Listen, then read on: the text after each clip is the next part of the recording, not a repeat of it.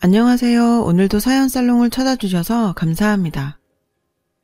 얼마 전 암 완치 판정을 받은 30대 여성이에요. 지난 5년 동안 그렇게 바랬던 순간이었는데 막상 주치 선생님을 통해 완치됐다는 얘기를 듣고 보니 생각보다 감흥이 덜하더라고요. 그건 지난 투병 생활에 너무 지친 탓도 있겠지만 그 사이 제가 겪은 일련의 사건들 때문에 마냥 즐거울 수만은 없기 때문인지도 모르겠어요.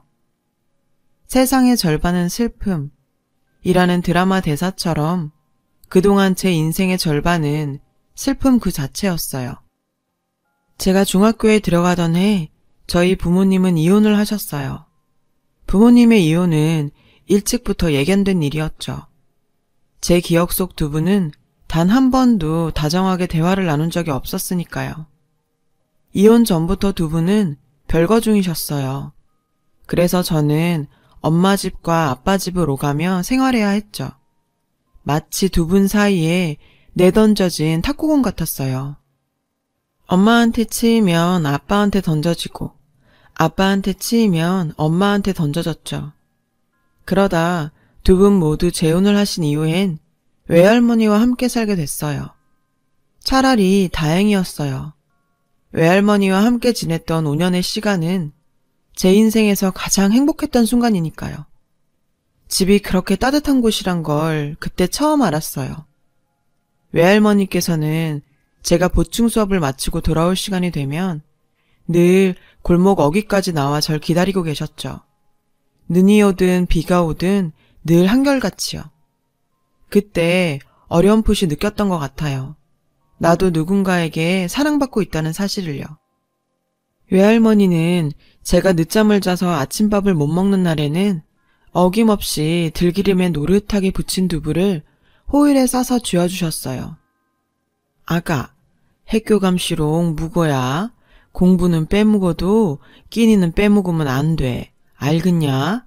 사람이 말이여 속이 허함은 그것만크로 서러운 것이 없는 것이다. 오메 이쁜 내 새끼 조심히 댕겨와야. 외할머니께선 지구 반대편에서 벌어지는 전쟁보다 손녀딸인 제가 한 끼 굶는 걸 더 큰일처럼 생각하시는 분이었어요.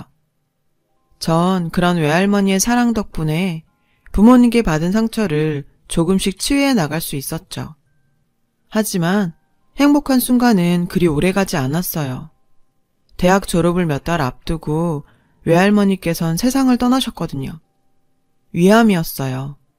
늘 소화가 안 되신다며 사이다를 달고 사셨는데 단순한 소화불량인 줄 알고 무시하고 넘긴 게 화근이었죠.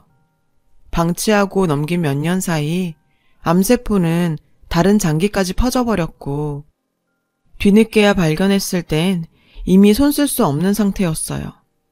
그렇게 전 세상에 하나뿐인 내 편을 잃고 또다시 혼자가 되고 말았어요. 할머니가 돌아가시고 전 외할머니 집에서 나왔어요. 도저히 혼자 그 집에서 살아낼 용기가 없었거든요. 외할머니의 빈자리는 생각보다 너무도 컸어요. 사랑을 못 받고 살 땐 몰랐지만 사랑을 받고 나니 이젠 그 이전의 삶으로 돌아갈 수 없게 된 거죠. 밥을 먹어도 늘 허기가 지고 사람들과 함께 있어도 늘 외로웠어요. 내 삶에서 가장 중요한 부분이 칼로 도려내진 것처럼 전 공허함을 느꼈죠.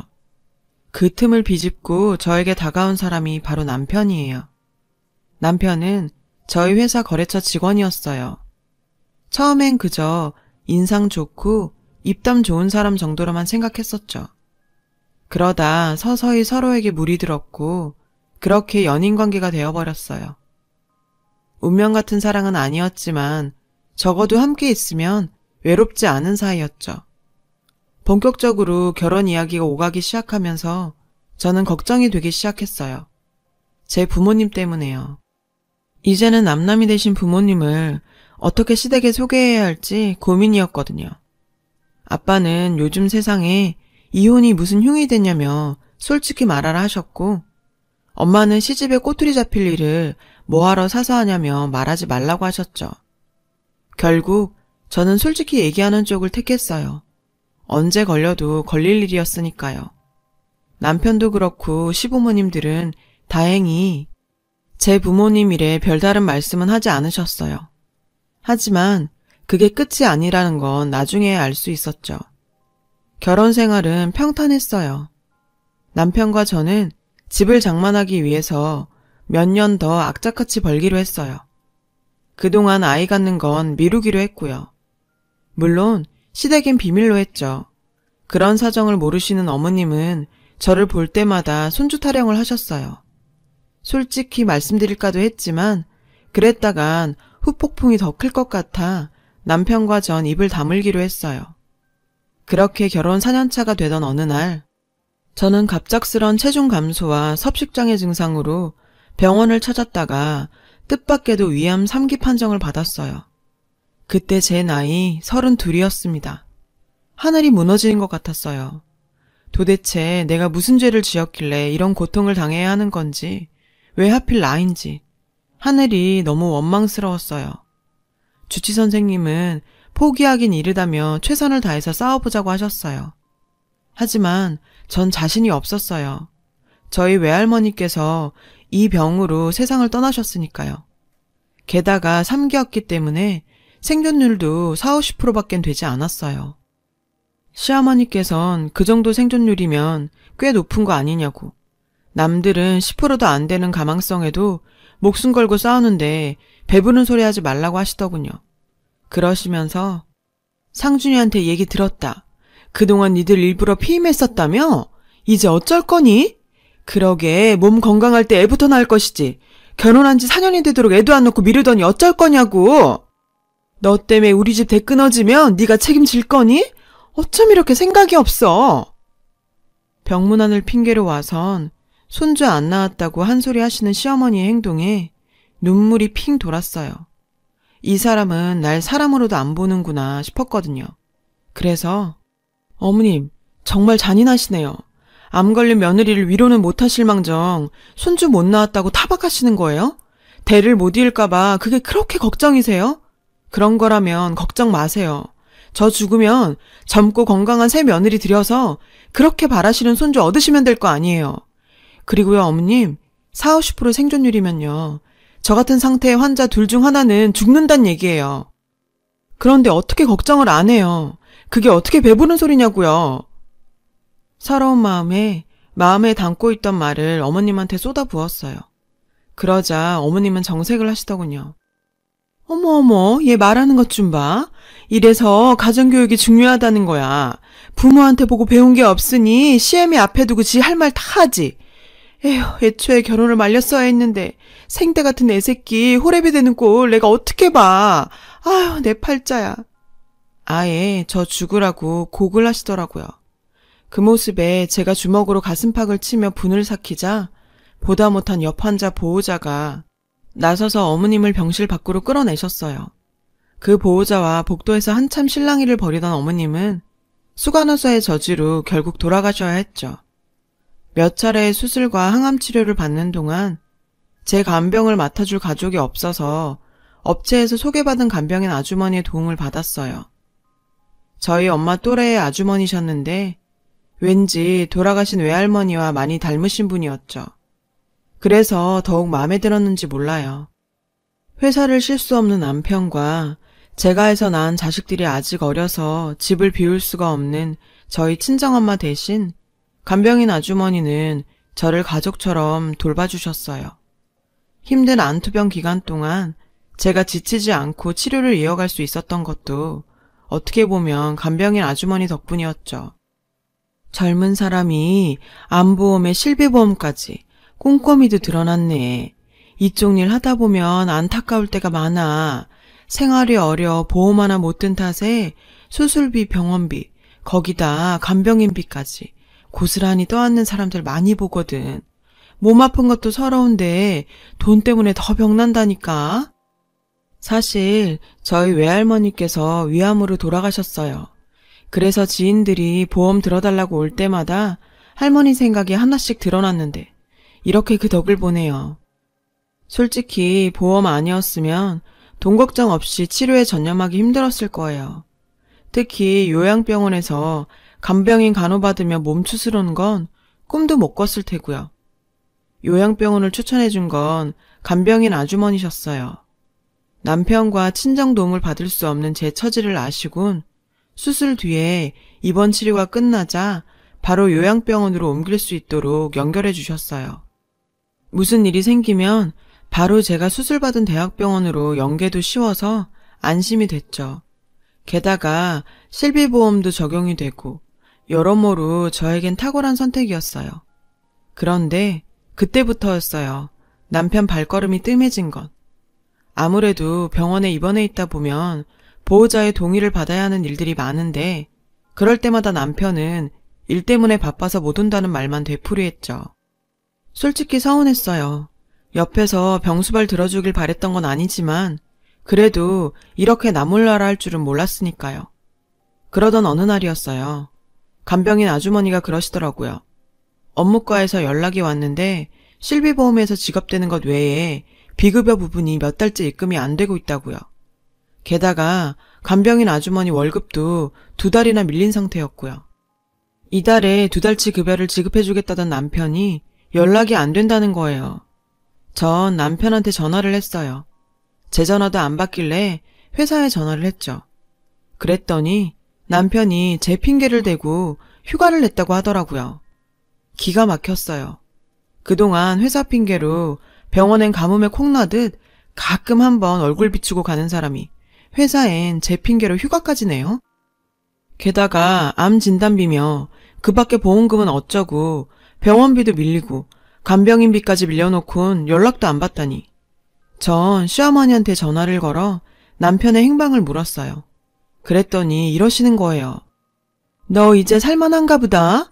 네 남편도 다 찾고 지 남편이 밥을 먹는지 굶는지 신경도 안 쓰고 간병인 병수발 받아가며 편하게 사는 애가 뭔 바람이 불어서 지 남편을 다 찾아? 어머님, 무슨 말씀을 그렇게 하세요. 편하게 살다뇨. 내가 틀린 말 했니? 네 남편은 일하랴 집안일하랴 눈코 뜰 새 없는데 넌 거기서 손에 물 한 방울 안 묻히고 사는 거 맞지 않아? 에휴, 지질이 복도 없는 놈. 결혼을 해도 어떻게 이런 애랑 결혼을 해선 대접도 못 받고 살아. 네 남편 어딨냐고? 뼈 빠지게 돈 버느라 출장 갔다. 왜? 기가 막혀. 출장이요? 그때 알았죠. 남편이 저 몰래 바람을 피고 있다는 사실을요. 그리고 그걸 어머님이 돕고 있다는 것도요. 어머님, 저 그이 회사에 전화해보고 어머님한테 전화드린 거예요. 제 간병 때문에 휴가 냈다는 사람이 출장이요? 어머님, 자식이 잘못했을 때는요. 감싸주는 것만이 능사가 아니에요. 어머님도 여자잖아요. 아버님이 젊은 시절에 여자 문제로 어머님 속 많이 썩혔다면서요. 그럼 제 심정 아실 거 아니에요. 그이 제 병원비도 밀리고 간병인비도 2달째 밀려놓고 보험금 들고 사라졌어요. 그래서 제가 그이 SNS들 훑어봤더니 사진에 자주 댓글을 다는 여자가 있더라고요. 그 여자 SNS에 들어가 보니까 현재 발리 여행 중이던데. 어머님, 그이 지금 발리에 있죠? 그죠? 전 최대한 감정을 억누르며 물었어요. 그랬더니 어머님이 버럭 소리를 치시는 거예요. 너 지금 뭐 하는 짓이냐? CM일 네 남편 외도 잡는 사냥개로 부릴 참이냐? 그런 거야? 이게 어디서 배워먹지 못한 짓거리야? 설사 네 남편이 너 몰래 여자 좀 만났다고 쳐. 그게 그렇게 못할 짓이냐? 네가 여자 구실도 못하고 산 게 몇 년째냐? 넌 여편네 잘못 만나 피 끓는 나이에 독수공방하는 남편이 가엾지도 않니? 나 같으면 입이 10개라도 말 못하겠다. 근데 뭐? 감싸주는 게 능사가 아니야? 싫다. 난 어디까지고 내 아들 편 할란다. 그러니까 되먹지 않게 시애미한테 홍계질 하지 마. 알았냐? 어머님은 버럭 화를 내시곤 전화를 끊으셨어요. 먹긴 놈이 성낸다고 딱 그 짝이었죠. 하지만 당당하던 어머님의 태도가 360도 바뀌기까지는 얼마 걸리지 않았어요. 며칠 뒤 어머님은 장례식에 놓인 영정 앞에 주저앉아 자신의 행동을 뼈저리게 반성해야 했거든요.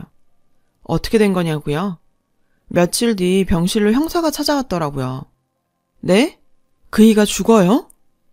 남편이 발리에서 교통사고로 사망했다는 거예요. 동행했던 여자와 함께요. 동행녀는 제가 SNS에서 봤던 그 여자였어요. 기가 차서 말이 안 나오더군요. 그런데 더 놀라운 건 남편과 상간녀의 여행 경비가 다름 아닌 제 암 진단비라는 거예요.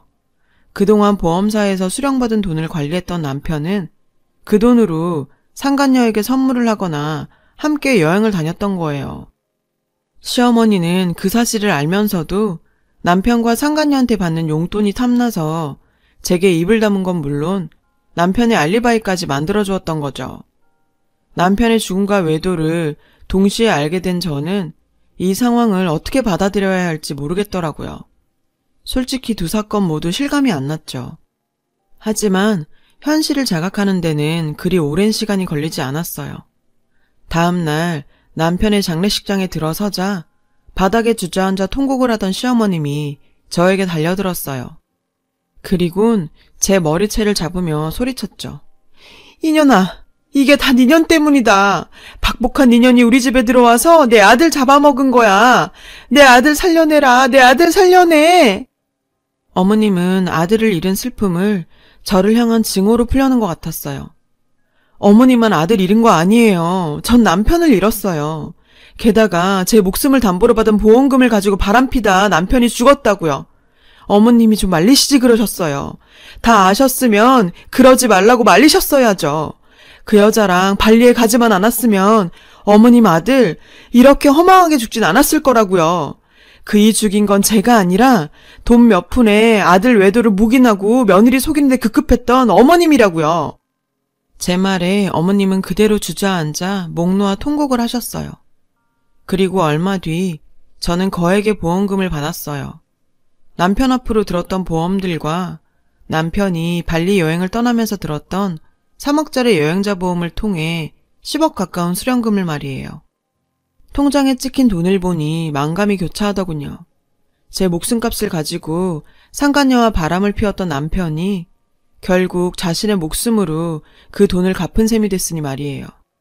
저는 또다시 혼자가 됐지만 더 이상 예전의 저처럼 공허한 마음으로 살진 않을 생각입니다. 아픈 만큼 성숙한다고 저 또한 그런가 봐요. 타인을 통해서 공허함을 채우기보다는 저 스스로 빈 부분을 채우려고 노력할 생각이거든요. 제 인생의 반은 슬픔이었지만 다른 각도에서 보면 제 인생의 반에는 슬픔이 없는 것이기도 하니까요. 그리고 외할머니를 생각나게 하는 간병인 이모와 간병인과 환자 사이가 아니라 친구 같고 언니 같고 보호자 같은 그런 마음으로 잘 지내고 있습니다. 사회 나와서 이런 인연을 만나는 게 어디 쉬운 일인가요? 어쩌면 저를 걱정하던 외할머니가 보내주신 소중한 인연인지도 모르겠다는 생각을 합니다. 감사하는 마음으로 또 당차게 살아내 보겠습니다. 응원해 주셨으면 합니다. 지금까지 제 사연을 들어주셔서 감사드려요. 항상 건강하세요. 여러분, 사연 댓글에 응원과 현명한 조언 부탁드려요. 좋아요와 구독은 저에게 큰 힘이 됩니다. 오늘도 좋은 일 가득하세요.